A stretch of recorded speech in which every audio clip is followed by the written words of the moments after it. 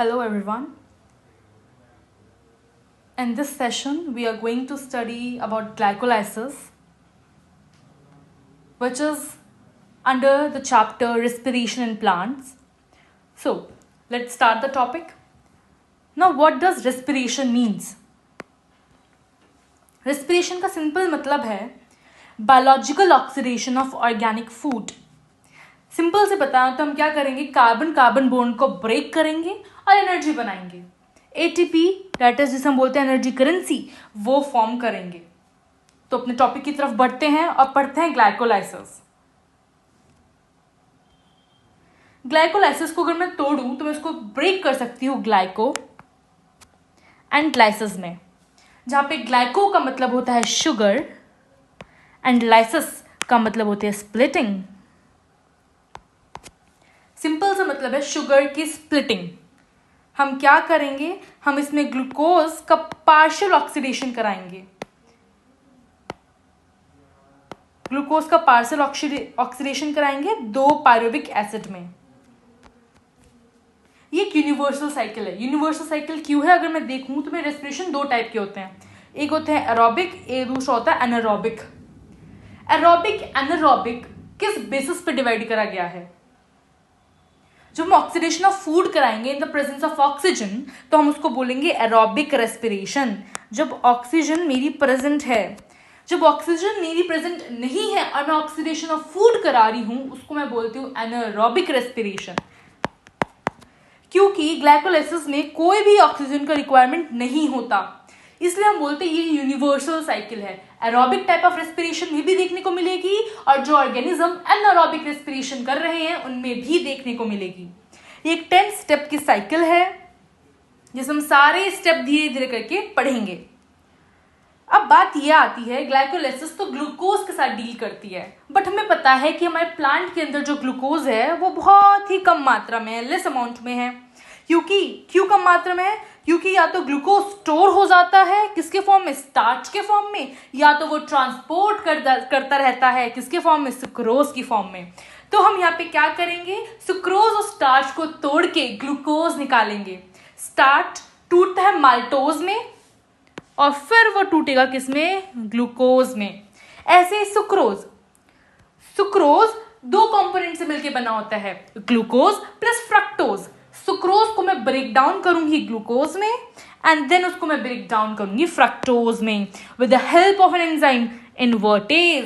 Very important. कौन सा enzyme लग रहा है इसमें, इन्वर्टेज एंजाइम लग रहा है, जो कि सुक्रोज को तोड़ रहा है 6 कार्बन की ग्लूकोज में एंड 6 कार्बन की फ्रक्टोज में. याद रखना, ग्लूकोज और फ्रक्टोज दोनों क्या है, आइसोमर है एक दूसरे के.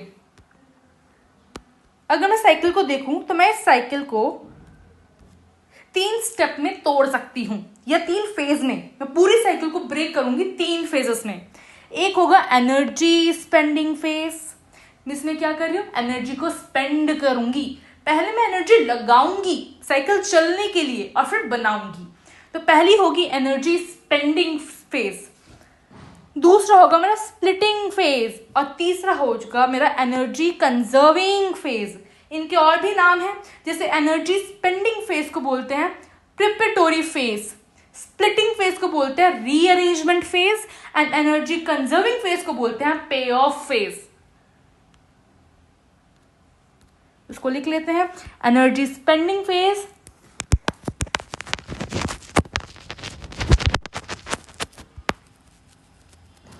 स्प्लिटिंग फेज को हम बोलते हैं रीअरेंजमेंट फेज. इसमें होगा रीअरेंजमेंट देखने को हमें मिलेगा. और वहीं पे एनर्जी कंजर्विंग फेज को बोलते हैं हम पे ऑफ फेज. अब हमारी साइकिल कितने की है, 10. हमें पता है 10 स्टेप की साइकिल है. अब कब कब एनर्जी स्पेंडिंग फेज हो रहा है, कब कब स्प्लिटिंग फेज चल रहा है और कब कब एनर्जी कंजर्विंग फेज चल रहा है. तो जो मेरी फर्स्ट से 3 स्टेप होते हैं उसमें हमारी एनर्जी यूज होती है. एटीपी उसमें खर्च होगी, एटीपी टूटेगी एडीपी और फॉस्फोरस में. तो एटीपी टूटेगी हम देखेंगे किसमें, एडीपी प्लस फॉस्फोरस में. तो पहले के 3 स्टेप, स्टेप 1 to 3 तो मेरे अंडर आएंगे किसके, एनर्जी स्पेंडिंग फेज के. अब स्प्लिटिंग फेज आता है, स्प्लिटिंग और रीअरेंजमेंट फेज. वो होगा स्टेप 4 to 5 में। और जो बाकी के स्टेप बचे हैं स्टेप 6 to 10, उसमें आएगी मेरी एनर्जी कंजर्विंग फेज, पे ऑफ फेज, जहां पे मैं फाइनली अपने एटीपी को बनाऊंगी। क्योंकि हमें क्या करना है, हमें फूड को तोड़ना है। फूड क्या है, बेसिकली ग्लूकोज। ग्लूकोज को मुझे तोड़ना है। पर अभी हम पढ़ रहे ग्लाइकोलिसिस, इसमें क्या होगी, पार्शियल ऑक्सीडेशन, पार्शियली टूटेगा। 6 कार्बन का जो मॉलिक्यूल है ग्लूकोज, अगर मैं दिखाऊं, जो 6 कार्बन का मॉलिक्यूल है ग्लूकोज, वो टूटेगा 2 पायरुविक एसिड में। कितने मॉलिक्यूल, 3 कार्बन के 2 मॉलिक्यूल्स में। तो बाकी के स्टेप 6 to 10, तो मेरा कौन सा फेज चलेगा, मेरा एनर्जी कंजर्विंग फेज चलेगा। अब पूरी साइकिल पढ़ते हैं हम। पूरी साइकिल में धीरे धीरे करके देखेंगे, फिर हम धीरे धीरे करके हम देखेंगे एंजाइम कौन से हैं, कहाँ पे एटीपी यूज हो रही है, कहाँ पे एडीपी बन रही है, कहाँ पे एटीपी बन रही है, सब देखेंगे। सबसे पहला स्टेप आता है, सबसे पहला स्टेप में जो आता है वो है फॉस्फोराइलेशन ऑफ ग्लूकोज। ग्लूकोज में जोड़ेंगे फॉस्फेट। ग्लूकोज में क्या जोड़ेंगे हम, फॉस्फेट। तो पहले हम ग्लूकोज में क्या जोड़ेंगे, फॉस्फेट, तो बन जाएगा ग्लूकोज 6 फॉस्फेट। 6th पोजीशन पे हम फॉस्फेट जोड़ देंगे ग्लूकोज में।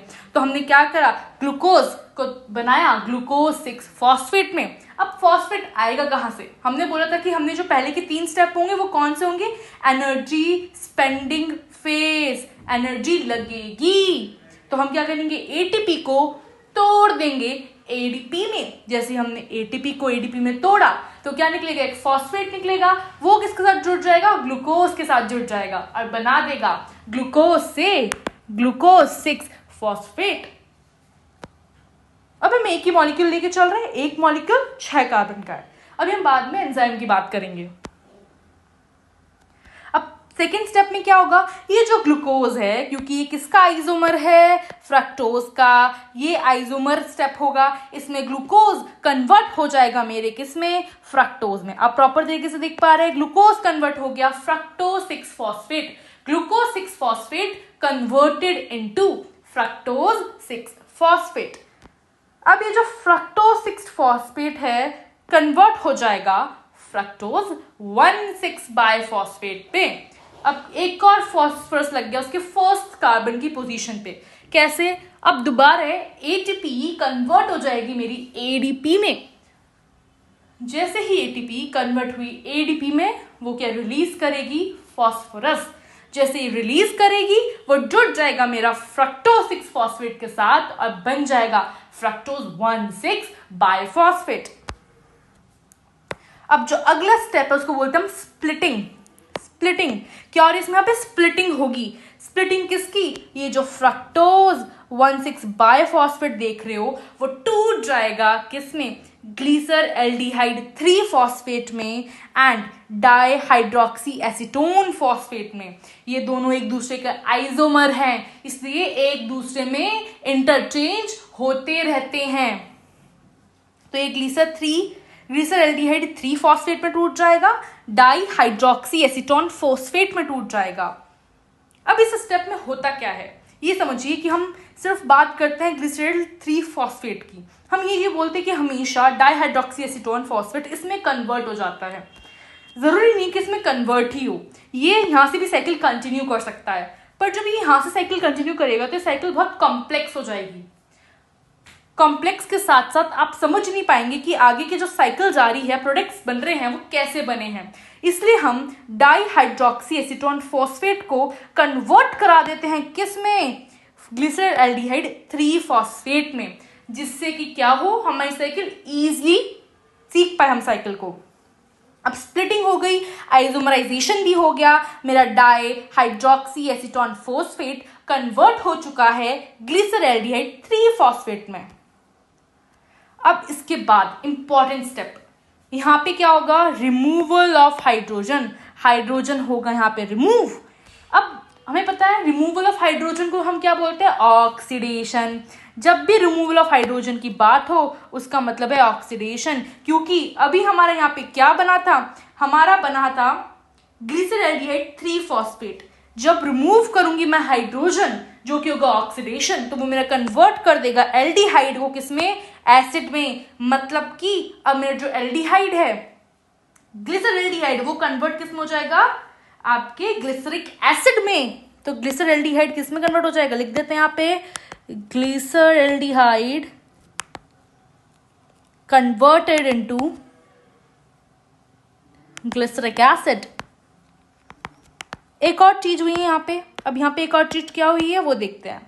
यहाँ पे जो फॉस्फोरस हमने देखा जो लगा ग्लिसरल्डिहाइड 3 फॉस्फेट से, वो बना 1,3 बाइफॉस्फोग्लिसरिक एसिड। हमें पता चल गया एल्डिहाइड से ग्लिसरिक एसिड कैसे बना, हमने बोला कि रिमूव हो रहा है हाइड्रोजन। अब जब हाइड्रोजन निकल गया तो वो हाइड्रोजन किसने लिया मेरे, वो हाइड्रोजन मेरे Na पॉजिटिव ने H+ को लिया और वो कन्वर्ट हो गया NaDH positive plus H positive में। अब यहाँ पे मेरा एक और फॉस्फोरस लग रहा है, तभी तो हम बोल रहे हैं 1,3 बिस फॉस्फोग्लिसरिक एसिड कैसे आया। ये जो आपका फॉस्फोरस है ये यहाँ पे अब ATP के द्वारा नहीं आएगा, क्योंकि हमने पढ़ा था कि आपका जो फेज 1 है या जो फेज 1 या स्टेप 1 to 3 है वहीं पे सिर्फ मेरी एनर्जी स्पेंड होगी, वरना फेज 2 और फेज 3 में स्प्लिटिंग भी हो गई, फेज 2 भी हो गया, फेज 3 में क्या होगी यहाँ पे, अब एनर्जी कंजर्विंग फेज चलेगा, पे ऑफ फेज चलेगा। अब यहाँ पे हम एटीपी खर्च नहीं करेंगे, अब हम यहाँ पे एटीपी को बनाएंगे, जनरेट करेंगे। तो यहाँ पे जो एक और फॉस्फेट आपको दिख रहा है वो कहाँ से आएगा, H3PO4 से आएगा। अब ये 1,3 बिस फॉस्फोग्लिसरिक एसिड क्या होगा, कन्वर्ट हो जाएगा 3 फॉस्फोग्लिसरिक एसिड में। अब ये कैसे कन्वर्ट हुआ 3 फॉस्फोग्लिसरिक एसिड में, इसमें क्या हुआ, एक फॉस्फोरस हो गया कम, 1,3 से क्या हो गया 3 पे आ गया, बस एक ही बच गया। अब यहाँ पे क्या होगा, ADP से बन जाएगी ATP, क्योंकि एक फॉस्फेट हो गया कम, निकल गया तो बन जाएगा ADP से ATP। 1,3 बाइफॉस्फोग्लिसरिक एसिड से बनेगा 3 phosphoglyceric acid, removal of phosphorus. अब डायरेक्ट ATP की फॉर्मेशन को हम बोलते हैं सबस्ट्रेट लेवल ऑफ फोस्फोराइलेशन, इसे बोलते हैं हम डायरेक्ट प्रोडक्शन ऑफ एटीपी, कि मैं डायरेक्ट मेरी एटीपी सिंथेसाइज हो रही है, प्रोड्यूस्ड हो रही है, डायरेक्ट सिंथेसिस ऑफ, यहां पे क्या हो रहा है, एटीपी हो रहा है। यहां पे क्या बने मेरे, डायरेक्ट एटीपी बने, एडीपी से एक फॉस्फोरस आया, उसने क्या बनाया कि एटीपी बना दिया। अब ये 3 फॉस्फोग्लिसरिक एसिड से मेरे बनेंगे आगे 2 फॉस्फोग्लिसरिक एसिड, क्या बने 2 फॉस्फोग्लिसरिक एसिड। अब इसमें कुछ नहीं हुआ, यहाँ पे सिंपल हुआ रीअरेंजमेंट, यहाँ पे सिंपल क्या हुआ मेरा, रीअरेंजमेंट होगा। रीअरेंजमेंट कैसे, 3 पोजीशन पे मेरे पहले क्या लग रहा था, 3rd पोजीशन पे मेरे लग रहा था फॉस्फेट, अब वो 2 पोजीशन पे कर दिया मैंने, तो जस्ट रीअरेंजमेंट हुआ। ये 2 फॉस्फोग्लिसरिक एसिड आगे बनेगा फॉस्फोफिनॉल पायरुवेट। कैसे बनेगा, यहाँ पे आपके निकलेंगे वाटर, यहाँ पे निकलता है एक वाटर H2O, जैसे ही एक H2O निकला तो इसका जो मॉलिक्यूलर फॉर्मूला होगा वो हो जाएगा चेंज, क्योंकि H2 एक रिमूव हो गया, एक ऑक्सीजन और 2 हाइड्रोजन निकल चुके हैं, तो अब इसका नाम पड़ेगा फॉस्फोफिनॉल पायरुवेट। यहाँ पे क्या हुआ, फॉस्फोडीहाइड्रेशन रिएक्शन, वाटर रिमूव हो गया, तो जो मेरा 2 फॉस्फोग्लिसरिक एसिड था वो बन जाएगा फॉस्फोफिनॉल पायरुवेट में। अब ये जो फॉस्फोफिनॉल पायरुवेट बना है ये कन्वर्ट हो जाएगा आपके पायरुविक एसिड में, ये रिमूव कर देगा एक फॉस्फोरस को, जो कि कौन ले लेगा, एक एडीपी मॉलिक्यूल ले लेगा और वो कन्वर्ट हो जाएगा एटीपी में। यहां से फॉस्फोफिनॉल पायरुवेट से वो बन गया पायरुविक एसिड। क्या हुआ, फॉर्मेशन हुई किसकी, पायरुविक एसिड की। एक एटीपी बना था यहाँ पे और एक एटीपी बना है यहाँ पे भी, तो हम देखेंगे इसमें 2 सबस्ट्रेट लेवल ऑफ फॉस्फोराइलेशन हुआ है।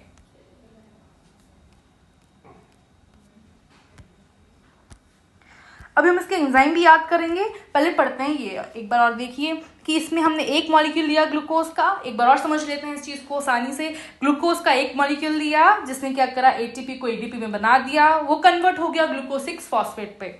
अब ये ग्लूकोज 6 फॉस्फेट आइसोमरेज की हेल्प से कन्वर्ट हो जाएगा फ्रक्टोज 6 फॉस्फेट पे, जो कि अगेन 1 मॉलिक्यूल है। इसने एक और एटीपी को यूज करा, बन गया एडीपी, एक और फॉस्फेट ले लिया और बन गया फ्रक्टोज 1,6 बाइफॉस्फेट में, जो कि again 1 molecule and 6 carbon compound है। अब ये स्प्लिट हो जाएगा दो में, ये होता है स्प्लिटिंग फेज, इसको क्या बोलते हैं? Splitting phase. ये 6 कार्बन का जो कंपाउंड है टूट जाएगा 3-3 कार्बन के कंपाउंड में, ब्रेक डाउन हो गया किस में? 3-3 कार्बन के कंपाउंड में। अब क्योंकि मैंने बताया कि ये इसमें कन्वर्ट हो जाएगा, आपका di hydroxy acetone phosphate will converted into glyceraldehyde 3 phosphate, और फिर आगे क्या होगा? यहाँ पे मैं बोल रही हूँ एक मॉलिक्यूल इसमें कन्वर्ट हो गया, अब इसके हो गए 2 मॉलिक्यूल, अब इसके हो गए मेरे 2 मॉलिक्यूल। इसके 2 मॉलिक्यूल आगे जाके यहाँ पे क्या होगा? रिमूवल ऑफ हाइड्रोजन, हाइड्रोजन मेरा होगा रिमूव, हाइड्रोजन हुआ रिमूव, किसने उठा लिया वो हाइड्रोजन? NAD+ positive. NAD+ ने क्या करा? मेरा हाइड्रोजन उठाया और बना दिया NADH++H+, इसने बना दिया 1,3 बाय फॉस्फोग्लिसरिक एसिड। अब ये 1,3 बाय फॉस्फोग्लिसरिक एसिड कितने हैं? 2 मॉलिक्यूल, 2 मॉलिक्यूल ले रहे हैं क्योंकि ये भी इसमें कन्वर्ट हो चुका है, ये वाला इसमें कन्वर्ट हो चुका है, 2 मॉलिक्यूल चल रहे हैं। ये 1,3 bi phosphoglyceric acid will converted into 3 phosphoglyceric acid which is again of 2 molecule. यहां से एक क्या करेगा? एक फॉस्फेट निकल गया जो ADP को ATP में बनाएगा। 3 फॉस्फोग्लिसरिक एसिड विल, यहाँ पे होगा रीअरेंजमेंट, जिसमें रीअरेंज करके 3 की जगह वो 2 पोजीशन पे लग जाएगा, तो बन जाएगा 2 फॉस्फोग्लिसरिक एसिड। ये भी अगेन 2 मॉलिक्यूल होगा। अब देखो यहाँ पे एक मॉलिक्यूल एक ATP को निकाल रहा था, तब बना रहा था 3 फॉस्फोग्लिसरिक एसिड। अब 2 मॉलिक्यूल की बात कर रहे हैं तो वो क्या करेगा? 2 मॉलिक्यूल को अगेन 2 ATP बनाएगा, तो यहाँ पे 2 ATP बन गए। अब हमारे पास है 2 फॉस्फोग्लिसरिक एसिड, जो कि आगे क्या होगा? डिहाइड्रेशन प्रोसेस होगा, H2 को रिमूव करेगा और बन जाएगा फॉस्फोफिनॉल पायरुवेट में। अब ये फॉस्फोफिनॉल पायरुवेट भी कितने हैं? 2 हैं, तो ये हमने लिखा 2। अभी एक फॉस्फोफिनॉल पायरुवेट क्या कर रहा था? ADP को ATP में बना रहा था। अब क्या करेगा? 2 मॉलिक्यूल 2 ADP को 2 ATP में बनाएंगे, और कितने बनाएंगे? 2 पायरुविक एसिड बनेंगे। कितने बनेंगे? 2 पायरुविक एसिड। इसलिए हमने स्टार्टिंग में ही बात की थी कि ग्लाइकोलाइसिस में होता क्या है? एक ग्लूकोज मॉलिक्यूल जो 6 कार्बन का है टूट जाता है 2 पायरुविक एसिड के मॉलिक्यूल में, जो 3-3 कार्बन के कंपाउंड है, सॉरी 3-3 कार्बन के मॉलिक्यूल है।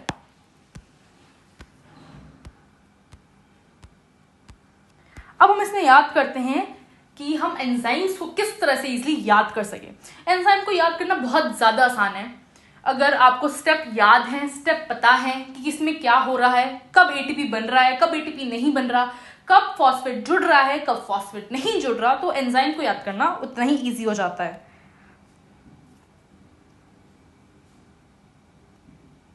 ओके, एंजाइम याद करते हैं सिंपल तरीके से। एक ट्रिक बताऊंगी, जब भी आप हेक्सोकाइनेज देखें, याद रखना काइनेज, हेक्सो मतलब 6 होता है, मैं काइनेज की बात करूं, जब भी आप काइनेज वर्ड देखें एक चीज याद कर ले, काइनेज तब एक्शन में आएगा वर्ड जब या तो मेरे ATP या ADP के साथ फॉस्फेट जुड़ रहा है या फॉस्फेट हट रहा है। 2 ही कारण में दिखेगा आपको, फॉस्फेट जुड़ता हुआ या फॉस्फेट हटता हुआ। मैं पॉजिटिव नेगेटिव बना रही हूँ, जुड़ रहा है, एडिशन सब्ट्रैक्शन हट रहा है, या फिर आपको दिखेगा वो भी कब? जब ATP की चीजें हो रही हो, ADP ATP बन रहा हो या ATP ADP में बन रहे हो। चलो पहले स्टेप देख लेते हैं। ग्लूकोज 6 फॉस्फेट में बन गया, मतलब कि यहाँ पे क्या हुआ? फॉस्फेट जुड़ गया। अब फॉस्फेट जुड़ रहा है और ATP ADP में बन रहा है, तो मैंने बोल दिया काइनेज, हेक्सोकाइनेज, क्योंकि वो 6 कार्बन के शुगर के साथ काम कर रहा है एंजाइम, इसलिए हमने उसको नाम दिया हेक्सोकाइनेज। तो हेक्सोकाइनेज ने क्या करा? ग्लूकोज को बनाया ग्लूकोज 6 फॉस्फेट पे। अब ग्लूकोज 6 फॉस्फेट आगे बनेगा फ्रक्टोज 6 फॉस्फेट। कैसे बनेगा? देखिए, अब इसने क्या करा? ग्लूकोज ने कन्वर्ट कर लिया अपने आप को फ्रक्टोज में, आइसोमर है तो क्या हो जाएगा? फॉस्फोहेक्सो आइसोमरेज। इतना याद हो गया, इसके बाद हम आगे पढ़ते हैं। फ्रक्टोज 6 फॉस्फेट से बनना है फ्रक्टोज 1,6 बाय फॉस्फेट। यहाँ पे क्या होगा? एक और फॉस्फेट लग गया, ATP ADP भी बन गया, तो यहाँ पे भी काइनेज का रोल आएगा। हमने ऑलरेडी पढ़ा है कि काइनेज का रोल आता है जब फॉस्फेट जुड़ता है या लगता है, तो हम काइनेज का रोल देखते हैं। काइनेज वर्ड का रोल बहुत इंपॉर्टेंट हो जाता है उस टाइम पे। तो इससे आपको एंजाइम याद करने में आसानी होगी। फ्रक्टोज 6 फॉस्फेट बना फ्रक्टोज 1,6 बाइफॉस्फेट पे। यहाँ पे कौन सा एंजाइम आया? फोस्फोफ्रक्टोकाइनेज। सिंपली है, फॉस्फोरस क्योंकि जुड़ा था, फ्रक्टो क्योंकि फ्रक्टोज के साथ काम कर रहे हैं, एंड काइनेज क्योंकि हम क्या कर रहे हैं? जोड़ रहे हैं, हटा रहे हैं फॉस्फोरस को। अब ये फ्रक्टोज 1,6 बाइफॉस्फेट टूट गया ग्लिसरल्डिहाइड 3 फॉस्फेट में और डाइहाइड्रोक्सी एसीटोन फॉस्फेट में। किसकी हेल्प से? एल्डोलेज एंजाइम की हेल्प से। आगे पढ़ते हैं। ये डाइहाइड्रोक्सी एसीटोन फॉस्फेट कन्वर्ट हो जाएगा किस में? ग्लिसरल्डिहाइड 3 फॉस्फेट में। कौन से एंजाइम के साथ? फोस्फोट्रायोज आइसोमरेज। मैंने ऑलरेडी बताया था ये जो स्प्लिटिंग फेज है क्या है, एक दूसरे में इंटर कन्वर्टेबल है, एक दूसरे में चेंज हो सकते हैं क्योंकि ये दोनों एक दूसरे के क्या है? आइसोमर हैं। इसलिए हमने यहाँ पे यूज करा आइसोमरेज, फॉस्फोट्रायोज आइसोमरेज।